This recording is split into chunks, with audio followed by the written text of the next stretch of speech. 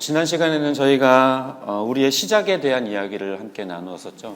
우리는 하나님의 형상대로 지음을 받았고 하나님께서 우리를 존재 그 자체만으로 기뻐하시는 존재들이라 이렇게 이야기를 했습니다. 그래서 우리가 무언가를 걸쳐야만 가치가 있는 존재가 아니라 있는 그대로 하나님이 보시기에 가치가 있는 존재다, 이런 이야기를 했습니다. 하지만요, 그렇게 하나님의 형상으로 지음받았던 이 인간들은요, 하나님의 형상이라고 하는 것을 집어 던져버리기를 원했어요. 벗어 던지기를 원했습니다. 하나님이 인간들을 창조하시고 동산 중앙에 선악을 알게 하는 나무 한 그루를 두셨는데, 그것은 우리가 잘 아는 그 선악과라고 하는 것이죠. 하나님께서 분명히 절대로 먹지 말아라 이렇게 이야기를 했는데, 결과적으로 아담과 하와는 그것을 먹고 말았습니다. 하나님께서 그 선악과를 동산 중앙에 두시면서 봐라, 이게 나의 명령이야. 내가 있다라는 걸 기억해. 너가 동산에 있는 모든 것을 할 수 있지만 딱 하나, 이 선악과만큼은 절대 따먹을 수 없어. 이렇게 이야기를 하면서 하나님께서 그 명령을 날마다 보게, 그리고 내 위에 하나님이라는 분이 계시다라는 것을 선악과를 볼 때마다 알게 하셨어요. 그래서 선악과를 지나가면서 동산 중앙에 있으니까 제일 잘 보이잖아요. 지나다니면서 그래, 내 위에 하나님이 계시지. 저건 하나님이 먹지 말라고 했지 하면서 하나님이라는 분에 대한 인식을 날마다 갖게 하도록 하셨습니다. 하지만 사탄은요, 하와를 결국에 꿰어서 그 선악과를 따먹을 수 있게 만들었어요.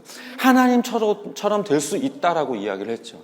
그런데요, 진짜로 하와가 이제 그 사탄의 말을 듣고 나니까 그 이후에 그 선악과를 바라보니까 정말로 나로 하여금 하나님처럼 지혜롭게 만들어줄 만큼 탐스러워 보였다라고 성경은 기록하고 있습니다.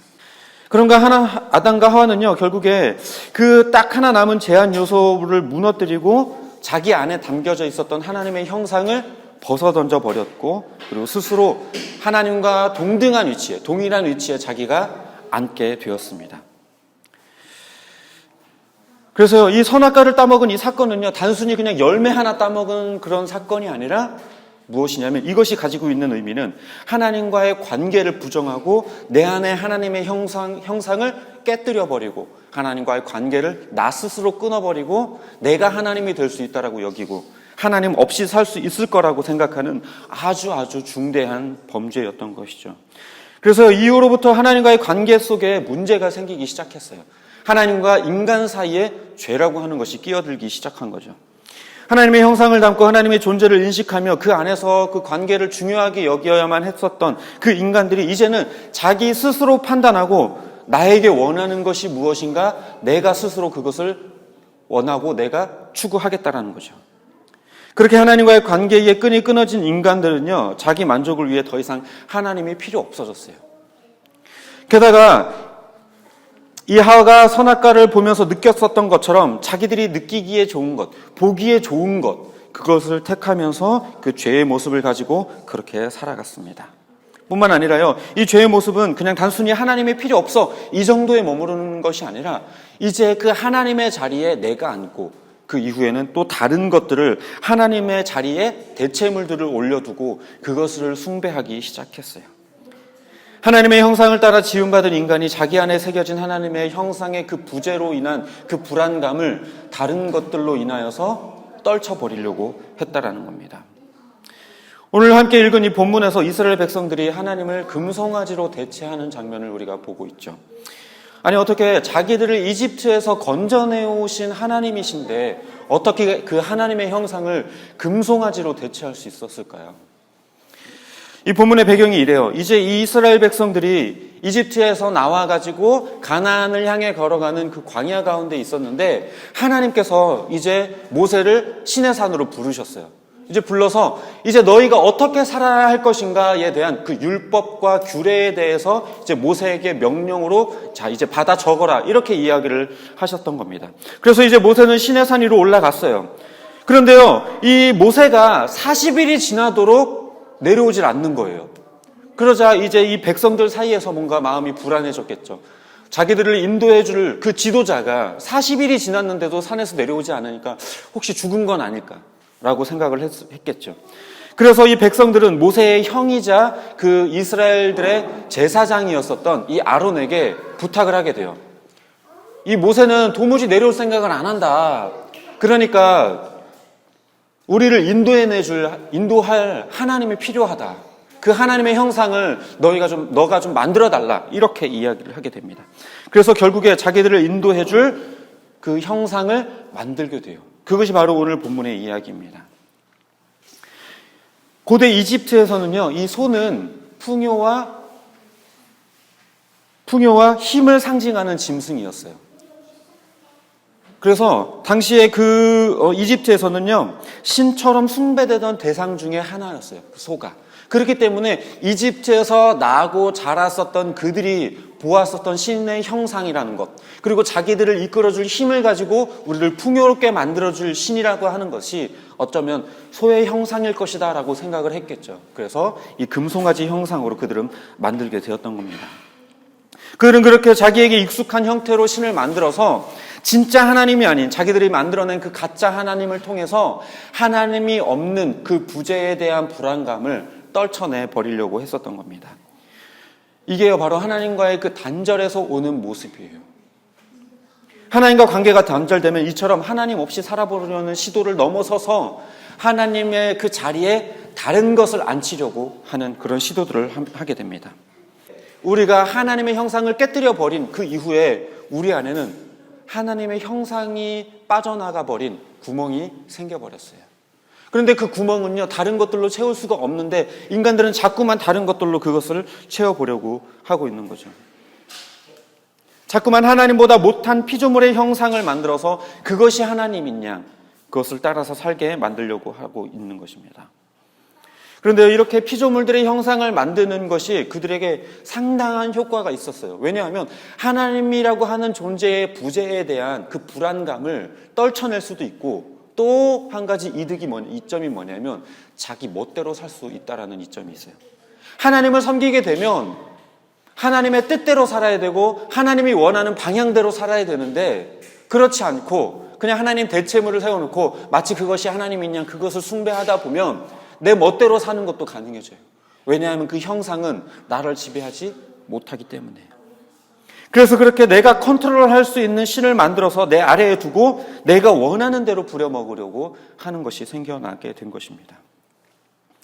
진짜 하나님을 인정하고 하나님과의 관계 속에 있다고 한다면, 그것을 인정한다고 한다면 우리는 신이라고 하는 그 하나님의 뜻대로 사는 게 당연할 텐데, 인간들은요 그것을 원하지 않아요.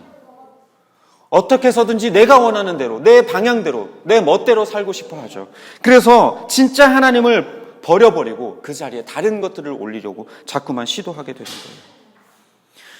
구약 성경이요, 사실은 이 이야기들의 반복이에요. 무슨 말이냐, 하나님과의 그 관계보다 당장에 내게 필요한 것들을 추구하며 그렇게 살다가 하나님 없이 살아보겠다고 그 죄를 짓고, 그러다가 하나님한테 뒤지게 혼이 나고 그때 다시 돌아와서 하나님의 은혜를 만끽하다가 조금 편해지고 조금 나아진다 싶으면, 풍요로워진다 싶으면 또다시 하나님을 배반하고 떠나고 자기 멋대로 살아보려고 하는 그런 죄인들의 모습이 구약 성경에서 계속해서 반복되고 있는 거예요. 물론 그렇다고 해서 여기서 말하는 가짜 하나님이라는 것이 단순히 어떤 다른 종교나 다른 형상, 그것을 숭배하는 것, 그것만 말하는 것이 아니에요. 돈을 최우선 가치로 삼는 것, 쾌락과 즐거움을 최우선 가치로 삼는 것, 그것뿐만 아니라 교회를 다니면서도 성경이 말하는 하나님이 아닌 내가 생각하는 하나님이라고 하는 형상을 만들어두고 그렇게 원하는 대로 살아가는 것까지 다 포함되는 거예요. 하나님이 주실 수 있는 진짜 평안, 진짜 기쁨, 진짜 즐거움, 그것들 대신에 그냥 인간적으로 내가 취할 수 있는 기쁨, 내가 취할 수 있는 만족, 그것을 자꾸만 대체하려고 하는 것이죠. 내가 컨트롤할 수 있는 것, 내 멋대로 움직일 수 있는 것, 그것이 훨씬 편한 거예요. 하나님의 뜻대로 내가 움직이게 되는 게 너무나도 불편하고 싫은 거죠. 하나님과의 단절에서 오는 이러한 문제점들을 안고 있는 게 바로 저와 여러분의 모습이에요. 가능하면 하나님 없이 어떻게든 살아보려고 노력해요. 하나님 자리에 다른 것들을 두고 그것들을 하나님이냐 섬기고 제 멋대로 컨트롤하려고 해요.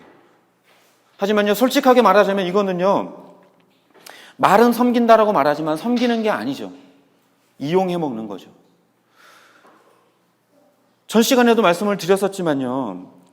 우리는 창조주이신 하나님 안에서만 온전해질 수 있고 그 안에서만 완전한 만족을 우리는 경험할 수 있어요. 하나님과의 그 관계 속에 있을 때 우리의 존재의 이유와 가치를 우리는 발견할 수 있어요. 세상은요, 우리의 가치에 대해서 말해주지 않고요, 물질적인 것만 바라보게 만들고 거기에 중독되어서 그 너머를 바라보지 못하게 만들어요. 그 뒤에는 아무것도 없어. 눈에 보이지 않는 것은 너희들에게 완전한 것들을 가져다 주지 못해라고 이야기를 해요. 하지만 불행하게도요, 인간은 아담과 하와로부터 죄인이 되어버렸어요. 이 말은 우리의 노력에도 불구하고 자꾸만 악한 것에 이끌리게 되어져 있다는 거예요. 선한 것보다 악한 것을 더 좋아해요. 죄인이 된 인간은요, 그야말로 껍데기에 불과해요. 하나님의 형상을 담은 우리에게서 하나님의 관계가 단절되고 하나님의 형상이 깨뜨려져 버렸기 때문에 우리 안에 난 그 구멍은 다른 것들로 채울 수가 없게 되는. 그래서 성경은 분명하게 이야기를 해요. 우리는 죄와 허물로 인하여서 죽었던 존재였다. 의인은 없나니 하나도 없다. 우리가 죄를 범하여 하나님의 영광에 이르지 못하게 되었다라고 성경은 분명하게 이야기를 하고 있죠. 아무리 착한 일을 하고요, 아무리 돌을 닦고요, 아무리 다른 길을 찾아본다고 하더라도요, 절대로 인간은 하나님의 그 기준을 절대로 넘어설 수가 없게 되어버렸어요. 그 어떤 것으로도. 아무리 착한 일을 하더라도 죄를 한 가지도 짓지 않은 사람이 이 땅 가운데 없기 때문에, 단 하나의 죄만 있다고 하더라도 하나님이 보실 때에는 그 사람은 죄인이기 때문에 하나님의 기준을 통과할 수 없는 자들이 되어버린 거예요. 이집트에 물들어버리고 길들여져 버린 그저 이름만 이스라엘 백성인 그것이 우리들의 모습이에요. 우리의 노력으로 하나님을 찾아봐야, 우리들의 노력으로 하나님을 찾아봐야 그것은 금송아지 뿐이에요. 우리 자리에서 하나님께 도달할 방법은 전혀 없어요. 전혀 없어요. 착한 일을 많이 하고 헌금을 많이 내고 교회를 열심히 다닌다고 해서 천국에 갈 수 있는 게 아니에요. 회복되는 길은요, 우리 안에 구멍이 난 그 하나님의 형상을 다시금 채워야 하는 것. 다시 말해서 하나님이 우리 안에 다시 오셔야 되는데 그것은 예수 그리스도라고 하는 그 이름 밖에는 우리에게 주신 일이 없어요. 이 이야기는 다음 시간에 하도록 하겠습니다. 분명 우리가 하나님의 형상대로 지음받은 것은 사실이에요. 그래서 존귀한 존재인 건 사실이에요. 그러나 이제 인간이 죄를 범하였기 때문에 우리 안에 형상이 깨어져 버렸기 때문에 하나님에 대한 인식마저도 삐뚤어져 버렸기 때문에 하나님이 마치 금송아지인 양 그렇게 착각해버리고 그렇게 하나님에 대한 인식이 삐뚤어져 버린 우리이기 때문에 우리의 노력과 힘으로 그것을 회복할 수 없는 존재가 되어버렸어요. 말씀을 정리합니다. 저 여러분은요, 이제 이집트에 길들여져 버린 백성들과 같아요. 죄악에 길들여진 사람들이라서요, 죄가 더 쉬워요. 남을 미워하고 질투하고 시기하고 욕하고 거짓말하고 불법을 저지르고 이게 훨씬 더 쉬워요. 진실을 이야기하고 착하게 말하고 좋은 마음을 갖고 모든 사람을 사랑하고 평화를 사랑하는 것보다 남을 미워하는 게 훨씬 더 쉬워요. 그래서 기독교가 말하는 그 진리보다 세상이 말하는 가치관에 훨씬 더 가까워요. 야, 적당히 거짓말도 해야 돼. 너한테 이런 짓을 했다고? 그걸 가만히 내버려뒀어?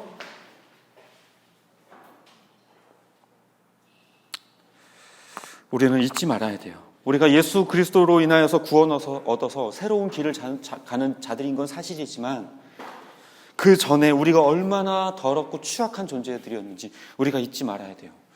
개구리 올챙이적 생각 못한다라는 말이 있죠.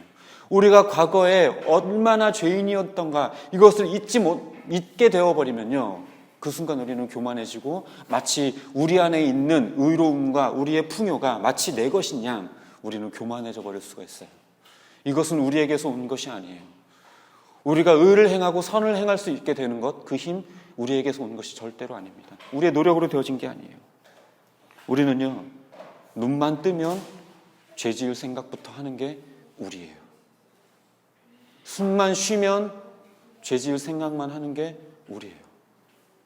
그게 저와 여러분의 모습이에요. 내가 교회를 열심히 다녔으니까 나는 죄 안 짓겠지? 아니요. 나는 목사니까, 장로니까, 권사니까 죄 안 짓겠지? 아니요. 돌아서면 또 죄를 짓고 죄 지을 궁리만 해요. 그게 저와 여러분의 본질의 모습이에요. 왜? 아담과 하와 이후로 타락한 존재가 되어버렸기 때문에. 하나님과의 단절이 그래서 이렇게 무서운 거예요. 하나님과의 단절로 인하여서 이렇게 크나큰 죄인이 되었고, 하나님에 대한 삐뚤어진 인식을 갖고 내가 잘난 것처럼, 내가 전부인 것처럼 그렇게 살아가는 존재가 우리는 되어버렸어요. 바라기는요, 자신을 신뢰하지 말고 내가 얼마나 큰 죄인인가를 날마다 인식하면서 내가 또 다시 얼마나 큰 죄를 저지를 수 있는가를 날마다 생각하면서 나를 경계하고 나를 조심하고 나를 믿지 말고 하나님만 바라보면서 나아가는 저와 여러분이 되시기를 주님의 이름으로 축복합니다.